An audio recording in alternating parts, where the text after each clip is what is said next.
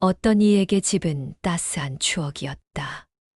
벽에 걸린 낡은 사진처럼 빛바랜 기억의 조각들. 그 속에는 가족의 온기, 웃음, 그리고 사랑이 고스란히 담겨 있었다. 어떤 이에게 집은 차가운 돈이었다. 지독한 현실 속에서 더 나은 삶을 약속하는 잔혹한 숫자. 그에게 집은 팔아서라도 손에 넣어야 할 미래의 담보였다. 그리고 어떤 이에게 집은 씻을 수 없는 죄였다. 그 무게를 평생 짊어지고 가야 할 무거운 짐이었다. 늦가을에 차가운 바람이 불어왔습니다.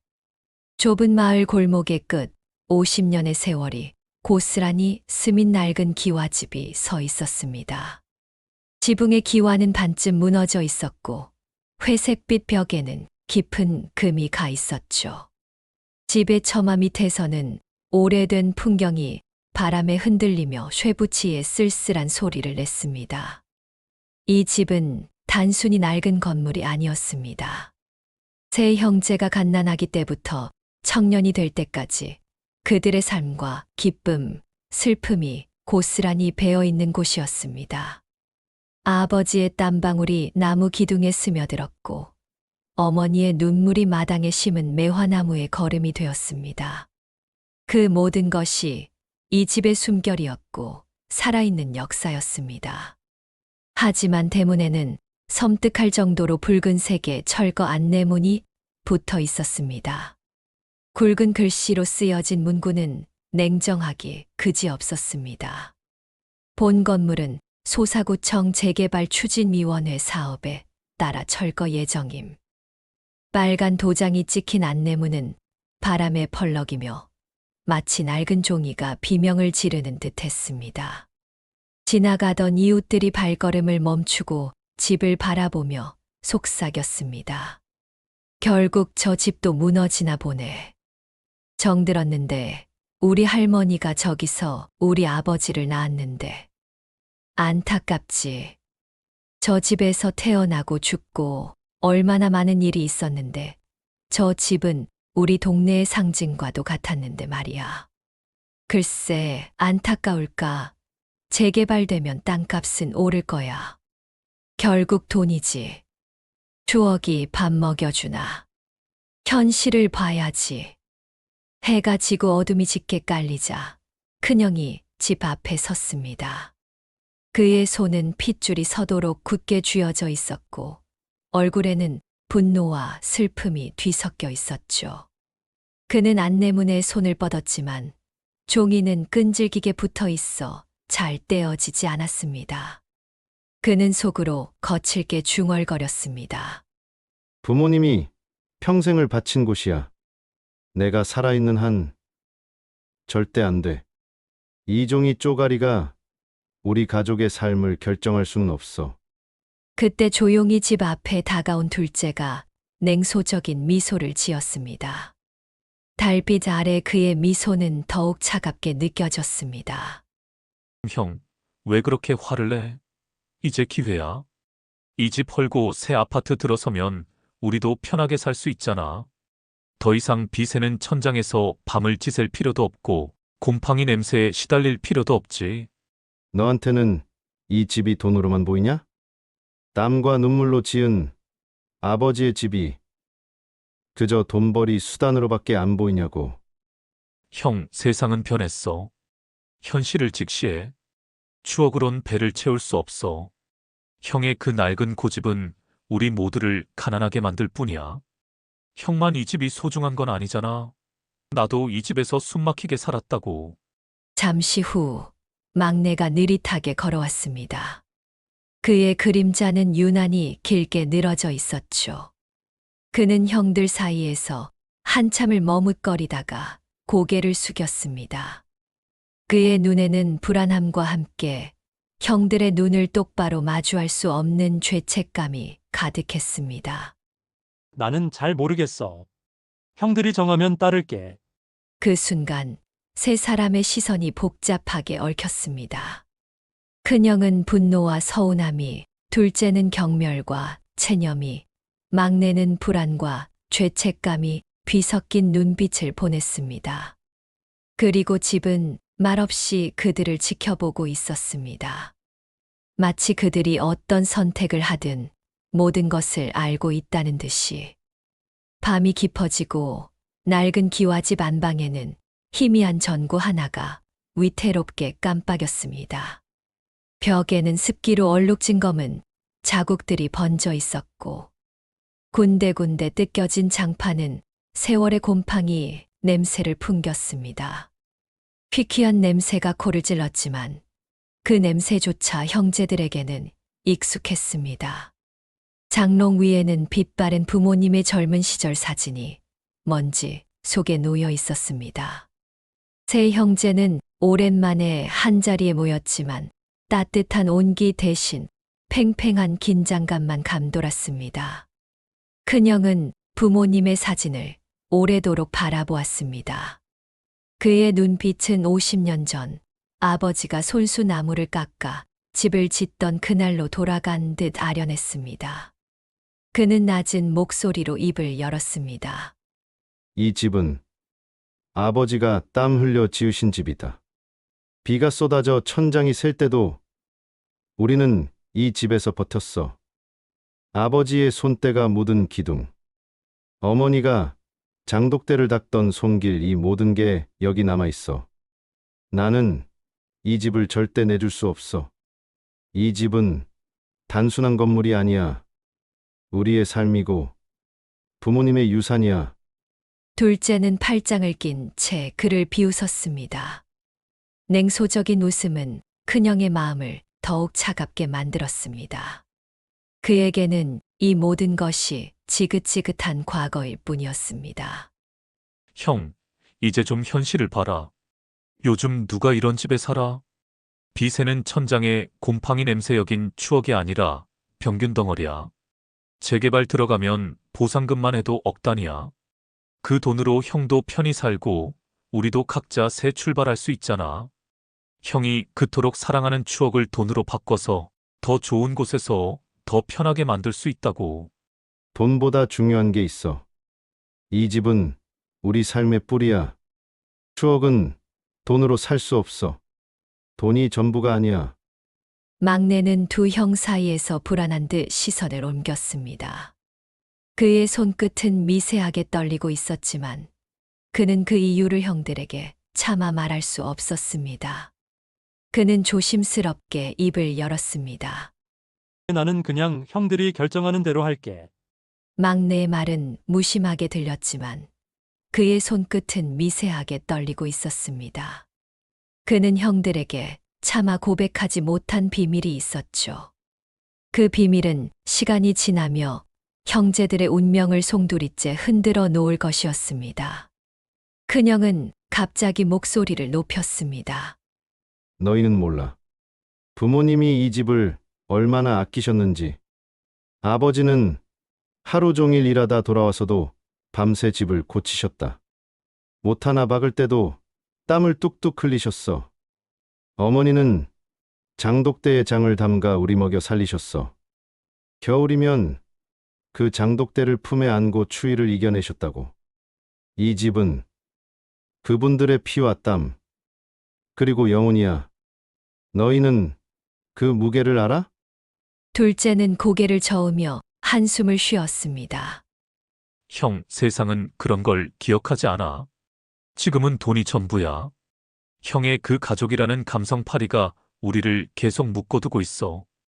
우리도 나이 들었잖아. 이제는 편하게 살아야지. 제발 현실 좀 봐. 과거에 갇혀 있지 마. 방 안 공기는 점점 무거워졌습니다. 전구의 깜빡임이 거칠어지며 그림자가 흔들렸습니다. 막내는 고개를 숙인 채 아무 말도 하지 못했습니다. 그의 눈빛 속에는 깊은 갈등과 함께 형들의 눈을 똑바로 볼 수 없는 죄책감이 서려 있었습니다. 그는 숨조차 쉬기 어려웠습니다.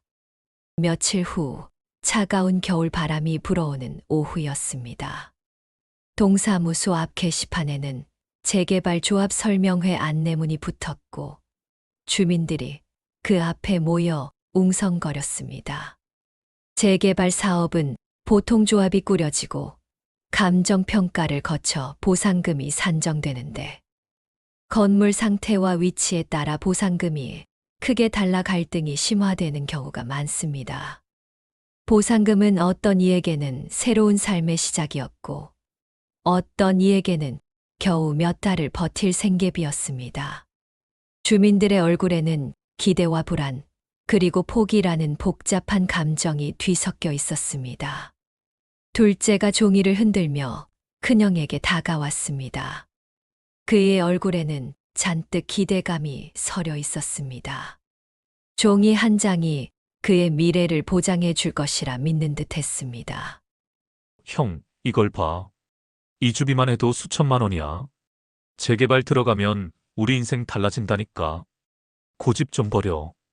우리한테 필요한 건 추억이 아니라 지금 당장의 현실이야. 형도 편하게 살아야 할 거 아냐? 평생 이렇게 낡은 집에 매여 살고 싶어? 큰형은 종이를 빼앗아 구겨버렸습니다. 그의 손은 분노에 떨리고 있었습니다. 종이가 찢어지는 소리가 날카롭게 울렸습니다. 돈이 다냐? 이 집은 아버지의 뼈와 어머니의 살로 지은 거야. 부모님이 평생 지킨 집을 이런 종이 쪼가리와 바꾸자는 거냐? 이 집이 몇 푼의 양심을 팔겠다는 거냐고. 이 집을 지키기 위해 우리가 얼마나 많은 것을 포기했는지 잊었어? 막내는 형들의 언성을 듣고 가슴이 조여왔습니다. 그의 손끝은 미세하게 떨렸고 눈동자는 흔들렸습니다. 그는 여전히 침묵했습니다. 그의 침묵은 단순한 우유부단함이 아니라 형들에게 차마 말할 수 없는 죄책감 때문이었습니다. 그의 죄책감은 재개발이라는 거대한 그림자 아래에서 점점 더 짙어져 갔습니다. 그가 지키고 싶었던 어머니의 마지막 흔적은 그가 만든 또 다른 흔적으로 인해 위협받고 있었습니다. 형제 사이의 균열은 단순한 의견 차이를 넘어 서로를 향한 배신감과 불신으로 번져가고 있었습니다. 막내의 침묵은 그 균열의 깊이를 더욱 가늠할 수 없게 만들었습니다. 밤늦도록 잠 못 이루던 큰형은 낡은 기와집 안방에서 장롱을 정리하다가 낡은 서랍 속 깊은 곳에서 곰팡이 냄새가 배인 노트를 발견했습니다. 오래된 나무 서랍이 삐걱이는 소리가 정적을 깼습니다. 그것은 어머니가 생전에 써 내려간 일기장이었습니다. 노트의 종이는 이미 누렇게 발해 있었고 모서리는 해져 있었지만 어머니의 글씨는 여전히 또렷했습니다. 마치 어제 쓴 것처럼 생생했습니다. 큰형은 떨리는 손으로 노트를 펼쳐 읽었습니다. 집은 절대 팔지 말라. 이 집엔 빚이 있다. 그 한 줄을 읽는 순간 세 형제는 순간 얼어붙은 듯 서로를 바라봤습니다. 빚이라는 단어는 그들에게 너무나 생소했습니다. 낡고 오래된 집이라 여겼던 이 공간에 그들의 삶에 숨겨진 또 다른 비밀이 존재한다는 사실은 충격이었습니다. 그들은 평생 이 집을 가난의 원인이라 생각했지만 사실은 거대한 빚의 족쇄였을지도 모른다는 생각에 사로잡혔습니다. 둘째는 큰형의 손에서 노트를 낚아챘습니다. 그의 목소리는 분노와 함께 떨리고 있었습니다. 무슨 말이야? 빚이라고? 이 집이 단순히 낡은 게 아니라 빚까지 짊어지고 있었다는 거야? 아니, 이게 무슨 소리야? 우리가 이 집 때문에 평생을 고생했는데 부모님이 우리에게 남겨준 게 고작 빚덩어리였단 말이야. 어머니가 왜 이런 말씀을 남기셨을까? 대체 어떤 빚을 말씀하신 거지? 부모님이 이 집을 얼마나 소중히 여기셨는데 왜 빚이 있었다는 거지? 우리가 모르는 사이에 어떤 일이 있었던 거야? 방 안의 공기는 더욱 무거워졌습니다. 전구 불빛은 흔들리며 세 사람의 그림자를 길게 늘어뜨렸습니다. 세 형제의 가슴에는 각기 다른 두려움이 자리 잡았습니다. 돈을 쫓는 둘째는 보상금이 날아갈까 두려웠고, 큰형은 집을 지켜야 할 이유가 더 커졌음을 느꼈습니다.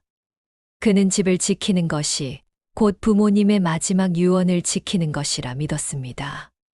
그리고 막내는 곧 드러날 또 다른 비밀 앞에서 몸을 떨고 있었습니다. 그는 어머니의 유언장이 자신과 무관하지 않다는 것을 직감적으로 깨달았습니다. 그들의 삶을 송두리째 흔들 비밀이 이제 막 잠에서 깨어난 것이었습니다. 어머니의 일기장에 적힌 단 한 줄. 이 집엔 빚이 있다. 그 말은 세 형제를 밤낮 없이 괴롭혔습니다. 며칠 뒤 큰형은 낡은 기와집을 떠나 오래된 친척 어르신을 찾아갔습니다. 그는 아버지와 함께 농사짓던 동네 어른으로 주름 깊은 얼굴과 희미하게 떨리는 손을 가지고 있었습니다. 그의 목소리는 나지막했지만 그가 전하는 진실은 돌멩이처럼 무겁게 다가왔습니다. 자네들 아버지 30년 전 친척한테 큰 돈을 빌렸지. 그땐 마을에 다들 힘든 시기였어. 농사도 망하고 사업도 안 풀리고 아버지가 어떻게든 갚아보려고 발버둥을 쳤는데 결국 못 갚았어. 이 집을 담보로 잡혔었지. 그 빚이 아직도 남아있단다. 참 안타까운 일이지. 자네들 어머니가 얼마나 힘들어 하셨는지 모를 거야. 세 형제는 찻집의 차가운 공기 속에서 한동안 말을 잇지 못했습니다. 그들은 낯선 사람의 입을 통해 가족의 깊은 비밀을 마주했습니다. 먼저 입을 연 것은 둘째였습니다. 그의 목소리는 분노와 허탈함으로 갈라져 있었습니다. 그 친척 바로 내 장인어른이야. 이게 다 무슨 소리야? 결국 내 처가 쪽이 이 집을 쥐고 있었다는 거야? 나만 모르고 있었다는 거야. 이 집이 재개발될 거란 사실을 다 알고 내게 돈을 들먹이면서 이 집을 포기하라고 한 거라고. 큰형의 얼굴은 돌처럼 굳어졌습니다. 막내는 고개를 떨군 채 말없이 눈물만 흘렸습니다. 눈물이 찻잔에 떨어져 파문을 만들었습니다. 그는 둘째 형의 분노가 향하는 곳이 누구인지 잘 알고 있었습니다. 세 사람의 가슴에 묵직한 무게가 내려앉았습니다. 빚이라는 단어는 집을 지켜야 한다는 큰형의 신념을 흔들었고 돈을 줬던 둘째의 계산을 무너뜨렸습니다.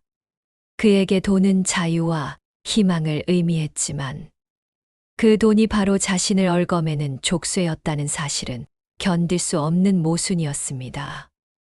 그리고 막내에게는 숨겨둔 비밀을 더는 감출 수 없게 만드는 압박으로 다가왔습니다. 찻집 창밖에는 겨울바람이 매섭게 불어왔습니다. 세 사람의 앞에 놓인 차는 식어갔지만 형제들의 갈등은 이제 막 끓어오르고 있었습니다. 가족이라는 이름으로 묶여있던 이들이 이제 서로를 향한 칼을 겨누기 시작한 것입니다. 어두운 밤, 낡은 기와집 거실에는 희미한 전구 불빛만이 감돌았습니다. 공기는 숨막힐 듯 무거웠고 침묵은 칼날처럼 날카로웠습니다.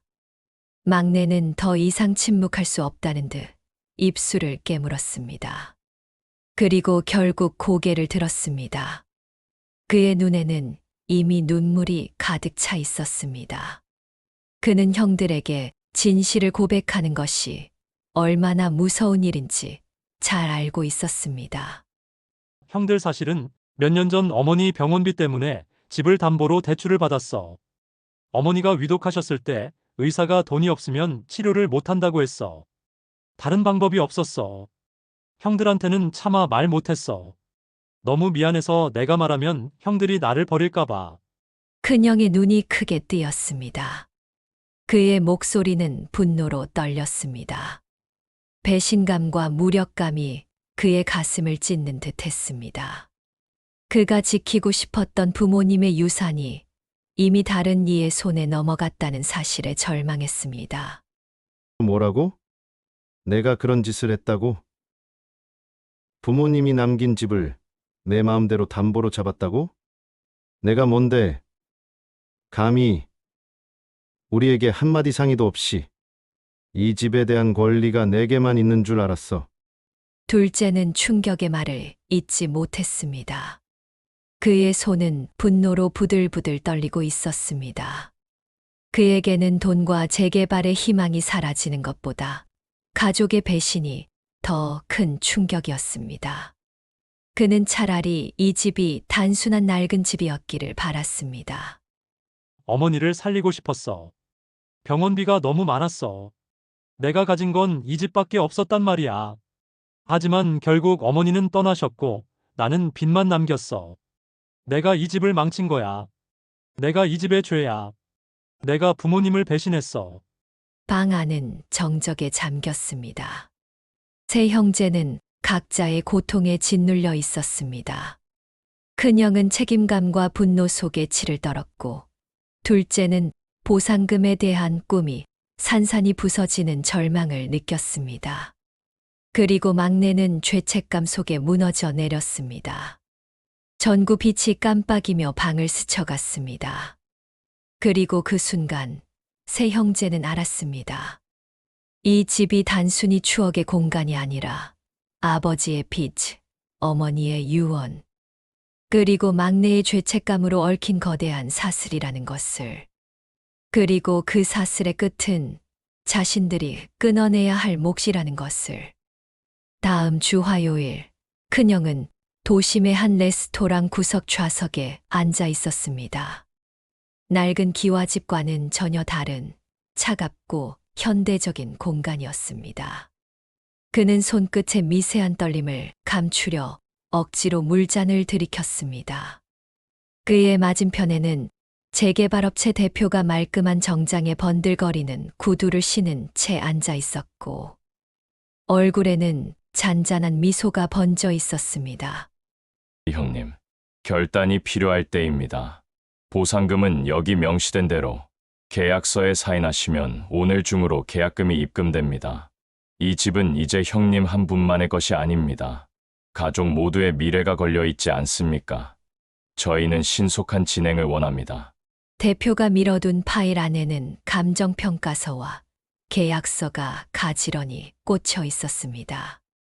숫자들은 현실적이었고 동시에 잔혹했습니다. 부모님이 평생을 바친 집의 가치가 종이장 몇 장으로 요약되어 있었습니다. 큰형은 속으로 되뇌었습니다. 부모님이 평생 붙잡았던 이 집을 이렇게 넘기는 게 맞나? 하지만 막내의 대출, 아버지의 빚, 이 끔찍한 족쇄를 내가 막아낼 수 있을까?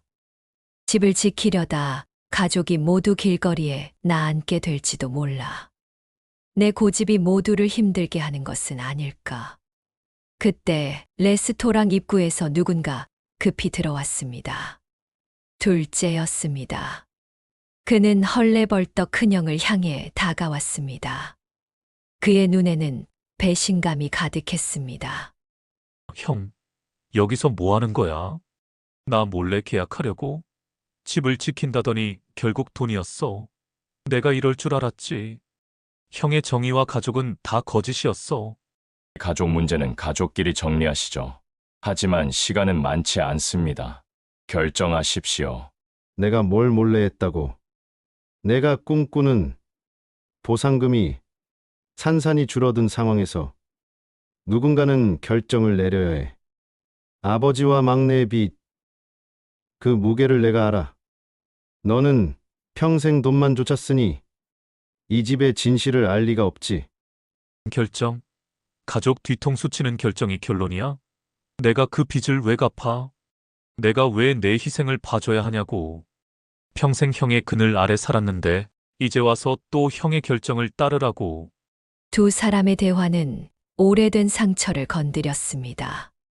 늙맞이로서 모든 것을 짊어졌던 큰형의 무게, 늘 뒤따라야만 했던 둘째의 서운함, 그리고 막내의 죄책감까지 모두가 한 테이블 위에 펼쳐졌습니다. 대표는 서류를 가리키며 말했습니다. 집에 얽힌 근저당권과 채권 관계는 조합 규정에 맞춰 정리되어야만 한다는 차가운 현실을 일깨워 주었습니다. 큰형은 막내의 대출과 아버지의 묵은 빚이 겹쳐 보였습니다. 그는 나지막이 말했습니다. 내가 사인하면 가족들은 덜 다치겠지. 이 끔찍한 사슬을 끊어낼 수 있겠지. 이 집을 지키려다 우리가 모두 무너질 순 없어. 그 순간 둘째가 큰형의 손목을 움켜쥐었습니다. 형, 우리한테 마지막으로 한 번만 상의하자. 뒤늦게라도 혼자 짊어지지 말고. 형은 늘 혼자였잖아. 이 집의 무게, 형 혼자 짊어지지 마. 제발, 이번엔 함께하자. 레스토랑의 잔잔한 음악이 멎은 듯 했습니다. 대표는 시계를 흘낏 보았고, 큰형은 서류를 덮고 일어섰습니다. 오늘은 사인 못합니다. 후회하지 마십시오. 일정은 돌아오지 않습니다.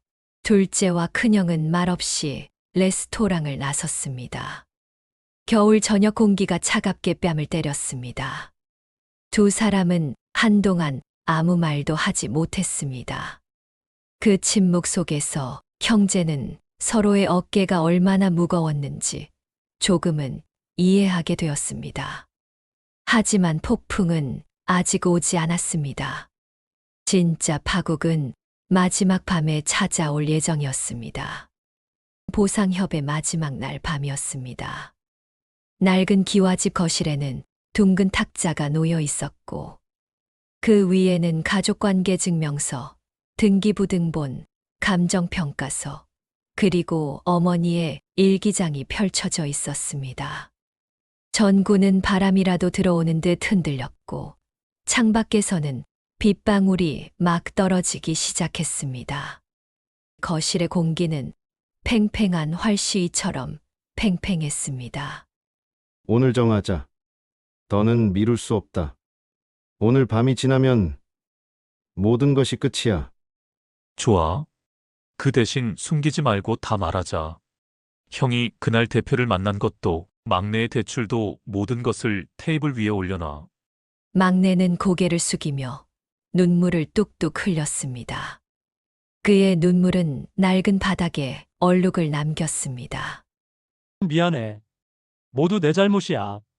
나 때문에 이 모든 일이. 침묵을 깨고 큰형이 일기장을 집어들었습니다. 갈색 표지, 너덜너덜한 모서리. 그곳에는 부모의 시간이 눌어붙어 있었습니다. 큰형은 조심스럽게 다음 장을 펼쳤습니다. 집은 절대 팔지 말라. 이 집엔 빚이 있다. 여기 다음 장에 이어진 글이 있어. 세 사람의 시선이 일기장으로 쏠렸습니다. 빚을 갚지 못한 건 내 탓도 있다. 그래도 아이들만큼은 이 집에서 마음을 붙이고 살았으면 좋겠구나. 어머니가 우리에게 남긴 건 집이 아니라 서로를 붙드는 마음이었어. 어머니는 우리가 서로를 위해 희생하길 원하셨던 거야. 집을 지키는 것보다 우리가 서로를 믿고 의지하는 게 더 중요하다고. 이 집의 빚은 돈으로 갚는 게 아니라 우리가 서로를 용서하고 하나 되는 것으로 갚는 거라고. 마음으로 빚을 갚을 순 없어. 채권자는 내장인 어른이야. 법은 냉정해. 가족도 피도 인정하지 않아. 그때 문 두드리는 소리가 났습니다. 둘째의 장인어른과 변호사가 들어왔습니다. 장인어른의 표정은 차갑고 단호했습니다. 감정이 앞서면 손해보네. 자네들 아버지와 내 관계는 관계고 이 빚은 빚이야. 법대로 하면 끝난다.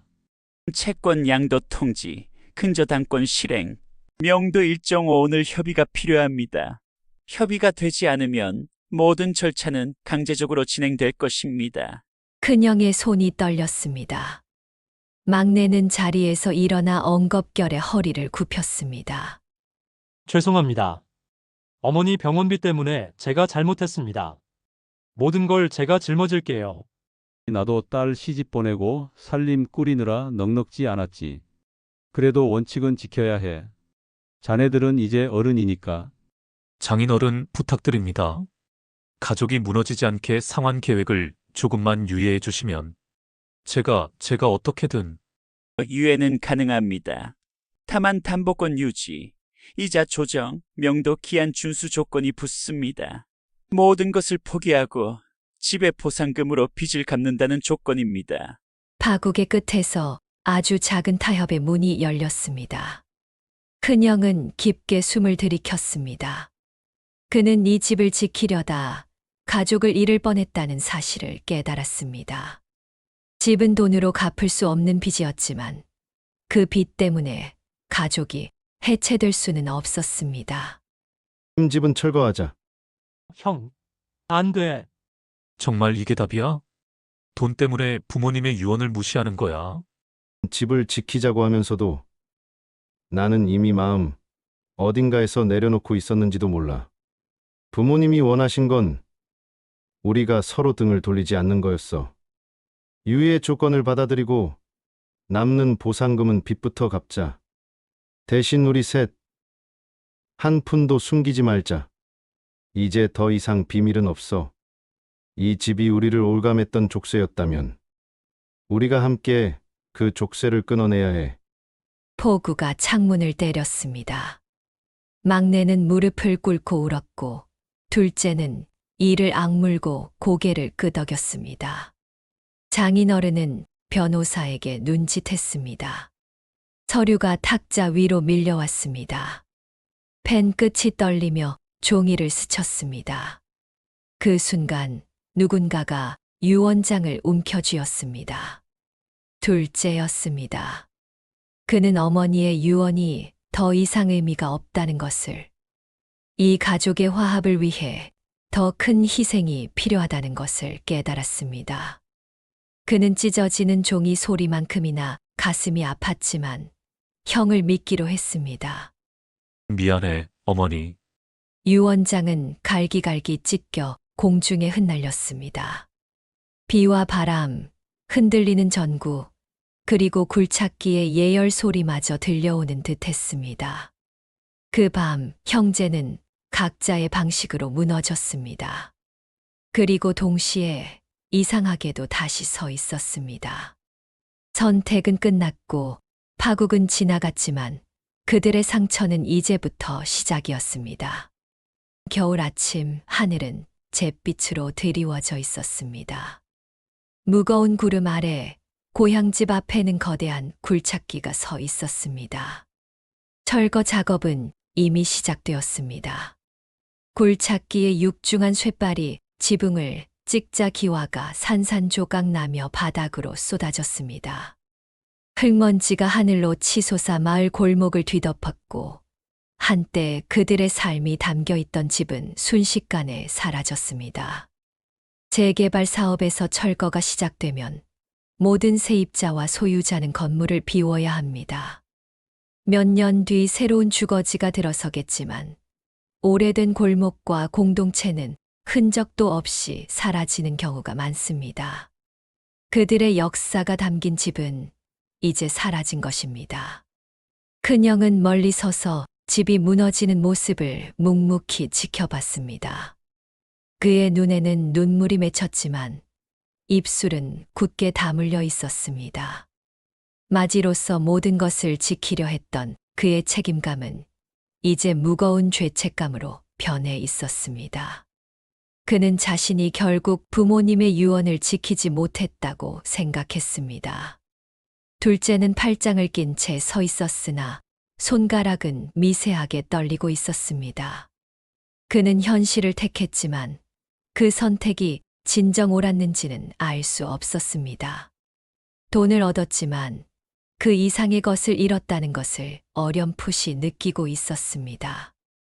막내는 땅바닥에 주저앉아 흐느꼈습니다. 그가 지은 죄책감은 집의 무너짐과 함께 더 무겁게 내려앉았습니다. 흙먼지 속에서 어머니가 장을 담가두었던 장독대가 무너지고 어머니가 아끼던 매화나무도 뿌리째 뽑혀나갔습니다. 형제들의 어린 시절 웃음소리가 바람에 흩날리는 흙먼지처럼 스쳐 지나가는 듯했습니다. 어머니, 아버지, 지켜드리지 못해 죄송합니다. 제가 죄인입니다. 부모님의 유산을 돈과 맞바꿨습니다. 돈도 집도 결국 다 흩어졌네. 우리가 얻은 건 대체 뭐였을까? 이 허탈함은 돈으로도 채워지지 않네. 나는 아직도 어머니. 얼굴이 보여 내가 망친 이 집에서 어머니의 얼굴이 나를 원망하는 것 같아. 철거가 끝나고 먼지가 잦아들자 그곳에는 허허벌판만 남았습니다. 세 형제는 각기 다른 방향으로 발걸음을 옮겼습니다. 더 이상 함께 서 있을 수 없었습니다. 하지만 그들의 발걸음 뒤에는 공통의 그림자가 길게 드리워졌습니다. 시간이 흘러 어느 봄날, 새로 들어선 아파트 단지 앞에 큰형이 다시 찾아왔습니다. 화려한 외벽 반짝이는 유리창, 아이들이 뛰노는 놀이터. 그러나 그에게는 낯설고 차가운 풍경이었습니다. 그는 차가운 벤치에 앉아 허공을 응시했습니다. 둘째도 막내도 언젠가 이곳을 찾았지만 누구도 서로 마주치지 않았습니다. 그들은 각자의 기억 속에서만 집을 떠올렸습니다. 집은 사라졌다. 그러나 그 집이 품었던 기억과 죄, 그리고 사랑은 여전히 그들의 가슴 속에 남아 있었습니다. 누군가에겐 추억, 누군가에겐 돈, 그리고 어떤 이에게는 죄였다. 모든 것이 끝나버린 지금 그들은 각자의 삶을 살아가고 있습니다. 하지만 그들의 영혼은 여전히 그 낡은 기와집터에, 그리고 그곳에 얽힌 무거운 비밀에 묶여 있었습니다. 이 이야기가 마음에 와닿는다면 구독과 좋아요 부탁드립니다. 여러분의 관심은 영상 제작에 큰 힘이 됩니다.